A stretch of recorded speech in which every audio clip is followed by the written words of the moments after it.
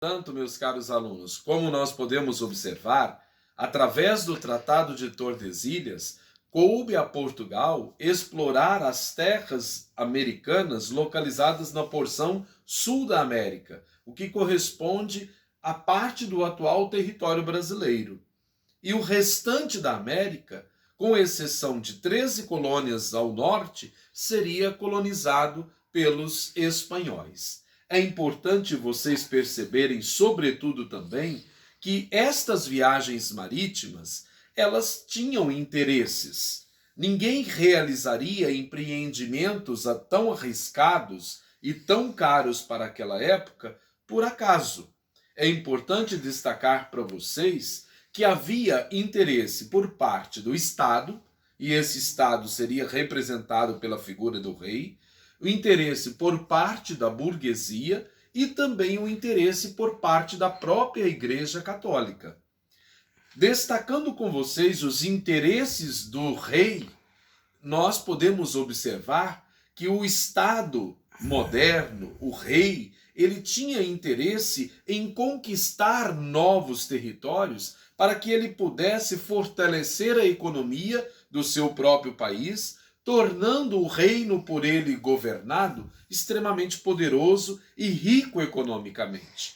E por outro lado, é importante nós percebermos que já a burguesia tinha o interesse nessas viagens marítimas porque ela pretendia expandir a atividade comercial, uma vez que ela é uma classe ligada, dedicada exclusivamente ao comércio.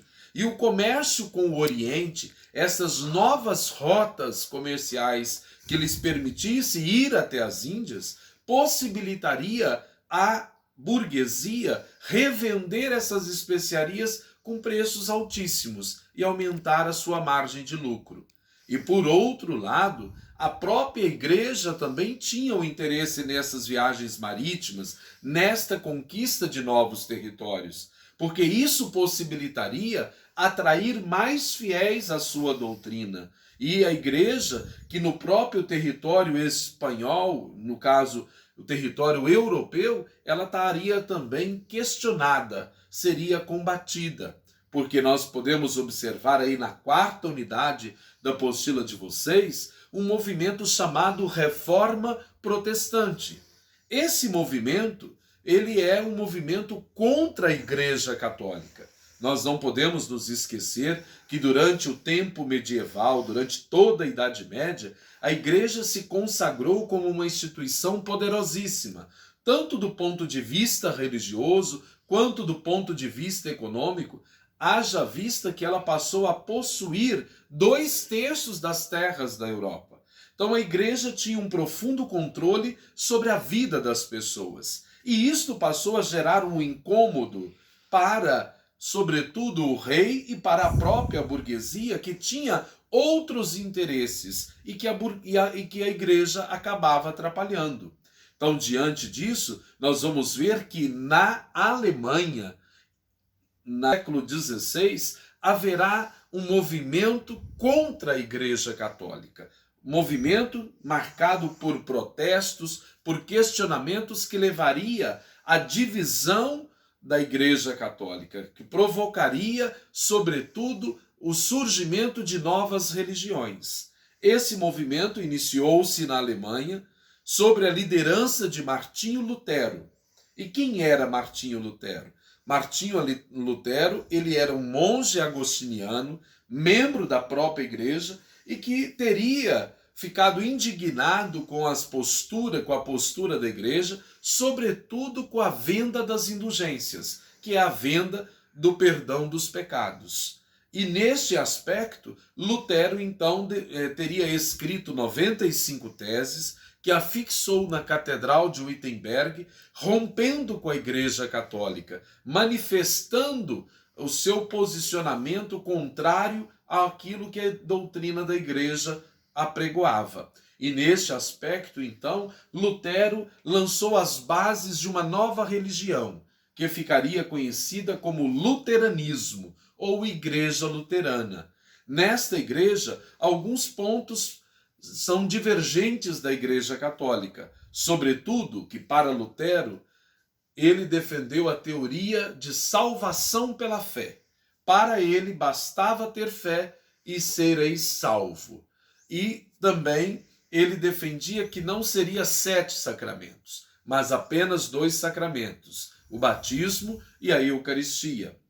E Lutero também era defensor da teoria do sacerdócio universal, que todos deveriam interpretar livremente as Sagradas Escrituras. Por isso, ele defendia abertamente a tradução da Bíblia Sagrada para o alemão, para possibilitar que a comunidade, toda a sociedade pudesse interpretar livremente a Bíblia Sagrada. E diante disso, nós vamos ver que também na França e Suíça, João Calvino vai apresentar também as bases de uma nova doutrina religiosa, rompendo com a Igreja Católica, que seria a Igreja Calvinista. Então, João Calvino lança as bases do calvinismo. Enquanto Lutero defende a teoria de salvação pela fé, o senhor João Calvino vai apresentar as ideias, a base da teoria da predestinação.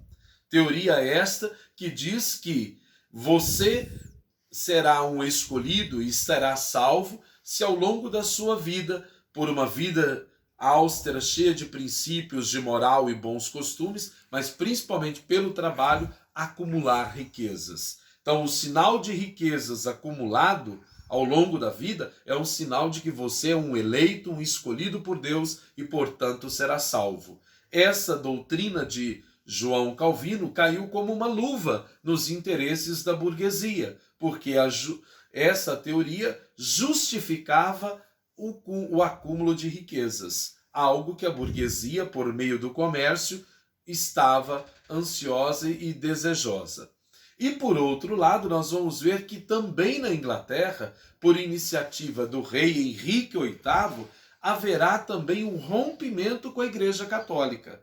E qual vai ser o desfecho? Qual vai ser o ponto de desacordo de Henrique VIII com a Igreja Católica? Henrique VIII vai apresentar a necessidade de anular o seu casamento com Catarina de Aragão, porque ela não teria dado um herdeiro para o trono, um filho do sexo masculino, e isso então ele queria anular o casamento e casar-se com Ana Bolena da Espanha, algo que para a igreja não era permitido, porque o casamento é indissolúvel. Então Lutero, me desculpem, Henrique VIII, ele decidiu romper com a Igreja Católica e fundar a Igreja Anglicana, na qual ele seria o chefe político e também o chefe religioso, líder desta própria igreja. Então, como nós podemos observar, a Reforma Protestante gerou o surgimento de novas religiões e quebrou a unidade religiosa existente na Europa pela Igreja Católica. E com isso é importante dizer para vocês que a Igreja Católica não ficou de braços cruzados, mas ela reagirá a esse avanço do protestantismo que lhe fez perder fiéis, que provocou o seu enfraquecimento por toda a Europa. E neste aspecto a Igreja Católica vai organizar um movimento contra a Reforma Protestante, denominado Contra-Reforma ou Reforma Católica. Então, a Contra-Reforma entenda como sendo a reação da Igreja para combater o avanço do protestantismo, marcado aí pelo Concílio de Trento, onde a Igreja vai estabelecer as diretrizes e estabelecer as estratégias para corrigir os erros apontados no contexto da Reforma Protestante, mas sobretudo também para garantir o seu predomínio e sobretudo se estruturar enquanto uma instituição que há séculos dominava a Europa e que, pela sua tradição, pela sua doutrina, tinha uma forte influência na vida das pessoas. Então, com isso, meus caros alunos, vocês devem, a partir de agora, fazer todas as atividades inerentes a essas duas últimas unidades que tratam das grandes navegações e da Reforma Protestante, para que vocês possam finalizar aí as atividades do primeiro período. Gostaria de desejar a vocês um forte abraço. Em breve nós estaremos juntos e qualquer dúvida podem me mandar aí pelas redes sociais, no Tira Dúvidas, para a gente sanar com vocês tudo aquilo que for necessário para a gente continuar os nossos estudos. Um grande abraço, até mais.